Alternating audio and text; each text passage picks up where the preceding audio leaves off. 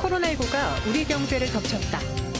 내수와 수출 모두 큰 타격을 받은 상황인데 경제 지표를 통해 경제 현조소를 짚어본다.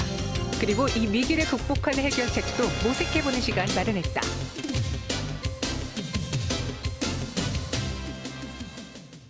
네, 앞에서도 짚어봤다시피 지금 시장의 가장 큰 문제는 경제, 그리고 그 안에서 코로나19로 인한 소비 위축, 소비가 지연되고 있다는 건데 지금 우리나라 경제 상황은 어떤지 좀 많이 궁금하시죠? 여러 가지 수치들은 나오고 있는데 뭐에 초점을 둬야 될지 모르시는 분들을 위해서 한번 진단해 보도록 할게요. 서울여자대학교 경제학과 이종욱 교수와 함께하겠습니다. 안녕하세요. 네, 반갑습니다. 네, 반갑습니다. 네. 지금 소비가 줄어든 것도 문제지만 고질적인 문제도 역시나 뭐 가계 부채잖아요. 이 가계 부채 규모는 그대로 가져가면서 소비 위축까지 더해지는 건지 이 부채마저도 더 커진 것인지 그 부분 좀 설명해 주세요.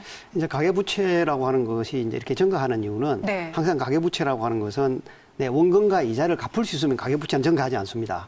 근데 요즘 이게 가계 부채가 이슈가 되는 거는 우리 신종 코로나 바이러스 감염증 때문에 사람들이 경제 활동을 하지 못하다 보니까 가지고 있던 가계 부채에 대해서 원금과 이자를 갚을 여력이 자꾸 떨어지게 되는 거거든요. 네. 그래서 지금 이제 가계 부채 문제가 심각한 거죠. 이것도 특히 이제 가계 부채 가운데서도 요즘 이제 특히 많이 나오는 자영업자 분들, 이런 분들은 전체 빚 가운데 한 81%를 은행에서 조달하는데 은행에서 받는 조달한 이것에 대해서 원금과 이자를 제대로 갚지 못하면 은행도 진짜 부실 채권이 올라가가지고 영향을 받는 이런 문제가 생겨서 가계부채의 문제는 현재 상황에서는 상당히 심각한 문제를 일으킬 수가 있죠. 저 그림에서 보여주듯이 특히 우리나라도 2012년 이후에 저성장기에 들어갔다는 말은 또 다르게 이야기하면 내 가계도 가계의 수입도 그만큼 적게 증가하는 거거든요.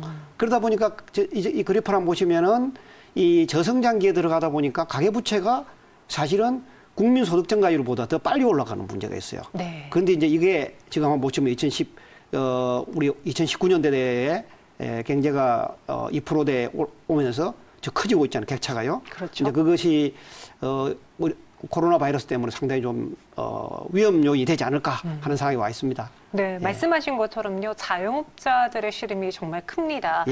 뭐 월세도 내야 되고 사실 한 달 벌어서 한 달 대출금 내고 그러신 분들이 많은데 여기 소비가 정체되면서 아예 매출이 제로로 떨어졌다는 분들도 많거든요. 맞습니다. 이 자영업자들의 대출 상황은 지금 어느 정도인가요? 지금 우리 이 통계적으로는 정부가 공식적으로 통계를 자영업자 대출로 분류해서 발표를 하지 않습니다.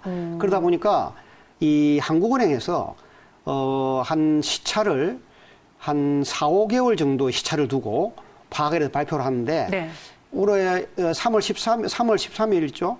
지난주 발표를 했는데 지난주 발표가 지난해 9월 기준으로 특히 자영업자, 자영업자 우리 보통 말하는 고용원이 없는 자영업자 이 부분에 대한 발표를 했는데 이분들이 지난 9월 말로 한 670조 되는 거로 발표를 했습니다. 그죠? 그래서 지난해 9월에 670조 정도 됐으니까 이 정도 되면은 아마 현재 상황으로 이분들이 한 자영업자 부채가 한 700조 정도까지 안 갔겠나. 왜 우리가 그런 예측을 하느냐 하면 2018년 말에 자영업자 부채가 9개월 동안에 약 46조 정도가 증가했거든요. 그렇기 때문에 지금 현재 9월도 보면 지금 지난해에서 3개월하고 지금 3개월을 버텨보면은 그 정도에 육박하게 한 20에서 30조 정도가 증가했지 않겠느냐라고 하는 게 우리의 전망 가운데 하나입니다.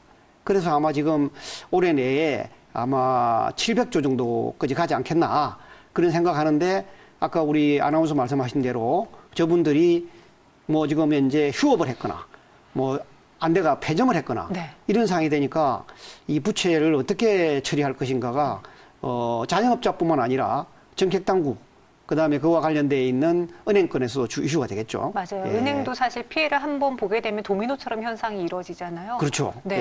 이렇게 내수 시장을 짚어봤고 지금 내수도 막막하지만 수출길도 막힌 부분이 많습니다. 이 코로나19가 우리에만 국한되어 있는 게 아니라 전 세계적인 피해를 입히다 보니 우리 수출 의존도가 높은 경제 상황에는 더 타격을 보지 않을까 싶은데요. 예, 맞습니다. 우리 이제 3월 11일인가요? 우리 WHO에서 팬데믹이라고 이제 네. 발표를 했기 때문에 선언을 했기 때문에 사실 한국과 같이 그 GNI 대비 네. 수출 수입 비중이 우리가 한 80%가 되거든요. 그 한 3년 전에 100%까지 됐어요. 굉장히 높네요. 굉장히 높죠. 네. 사실은 80%가 넘는 국가가 전 세계적으로 그렇게 많지가 않아요.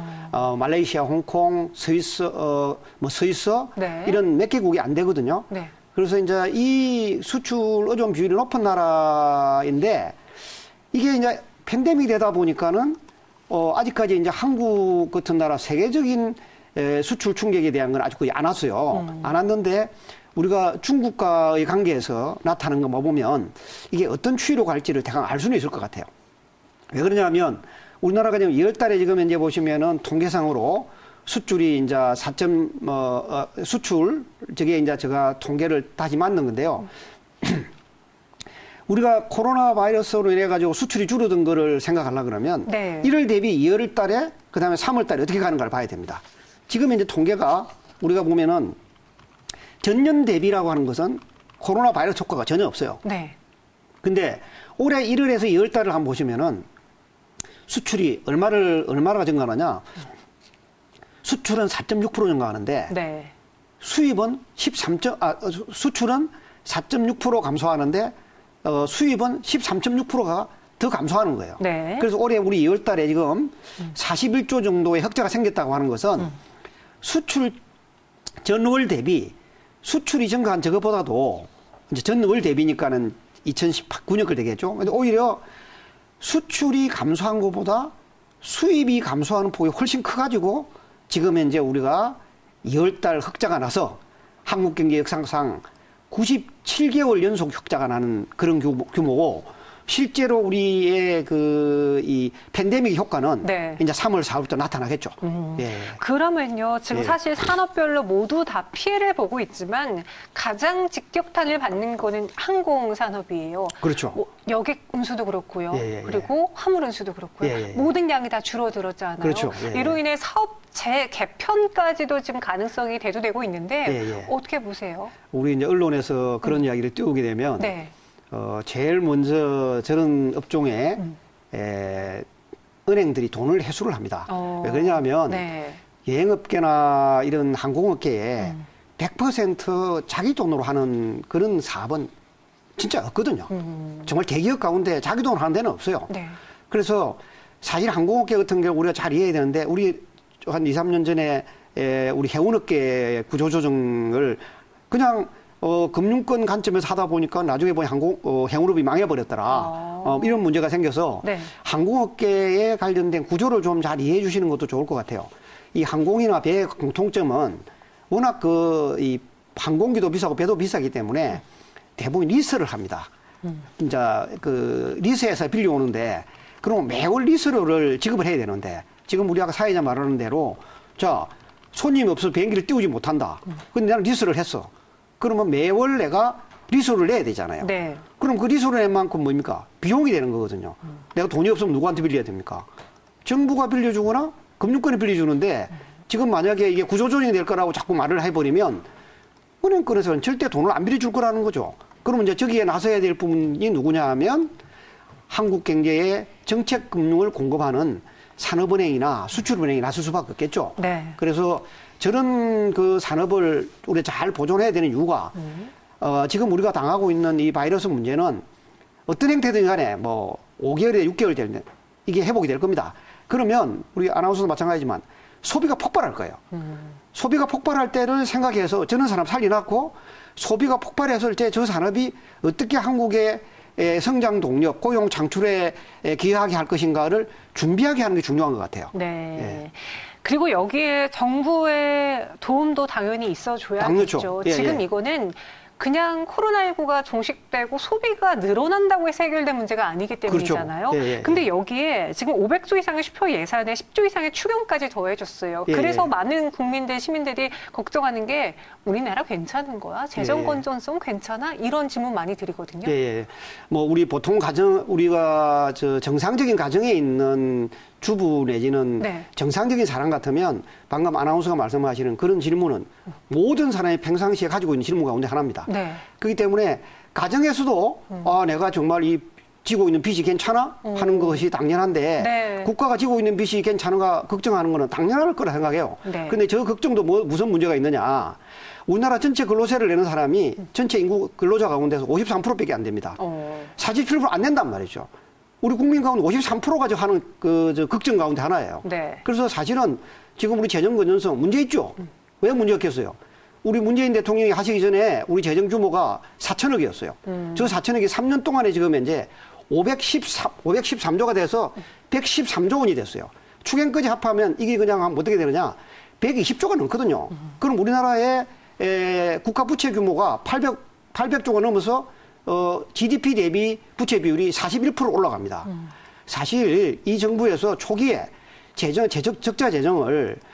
적자 재정에 의한 경제 성장한다 너무 많이 써버린 거예요. 이걸 좀 아껴놨으면 이번에 정말 우리가 유효하게 쓸 수 있었을 건데 하는 이런 아쉬움을 좀 가지고 있습니다. 저는 전문가로서. 그런데 나라 입장에서도 국가 입장에서도 이러지도 저러지도 못하잖아요. 그렇다고 손 놓고 있을 수도 없고 그렇게 되면요. 여기에 네. 정부의 위축된 경기를 부양하기 위한 추가적인 조치가 또 나와줄지 나온다면 이 추가 금리 인하를 포함해서 경제에 어떤 영향을 줄지요? 지금 이제 정부 재정 특히 국회 네. 여당에서는 정말 이 현재 513조라고 예산이 편성되어 있는데 네. 이 예산만 하더라도 대단히 많은 예산이거든요. 이 부분에 대해서 국회도 진지하게 한번 생각할 필요가 있어요. 우리나라 역사상 한 번도 이런 일은 없는데 네. 지금 513조 예산을 정말 구조조정을 할 필요가 있지 않느냐. 불효불급한 것을 정말 우리가 방금 말한 대로 꼭 우리가 지금 현재 같은 경우는 민간 소비가 일어날 수 없으니까 네. 이걸 당장 정부 주도의 지출로 경기를 끌어올리는 쪽으로 끌어쓸 것이 없느냐.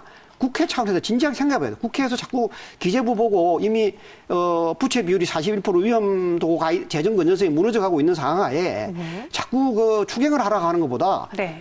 국회가 지고 있는 기존에 있는 예산을 효과적으로 쓸 수 있게끔 구조조정하는 것도 나는 국회에 진짜 진지하게 한번 생각해 달라고 내가 요청하고 싶습니다. 그러니까 필요한 데 쓰고 필요하지 네. 않은 곳에는 확실히 줄여주는 그 안에서의 재정도 구조조정이 필요하다. 그렇죠. 그렇게 해야지 기재부 장관 보고는 네. 당신 말이야 무조건 해라. 정치인은 좋아할지 모르지만 관료는 자기의 인생을 걸고서 국가의 녹을 받아 먹었던 사람들인데 네. 그 말을 한다고 쉽게 하겠습니까? 그럼 뭐 안 되면 그냥 그 사람 자른다. 그럼 누가 관료를 하려고 그러겠어요. 네, 그만큼의 조정이 필요한 지금 경제적 둔화가 좀 나타나고 있는 만큼 이런 점들이 필요하다라고 이야기해 주셨어요. 지금까지 이종욱 명예교수님과 함께했고요. 여기서 인사드리도록 할게요. 오늘 네. 자세한 설명 고맙습니다. 네, 감사합니다.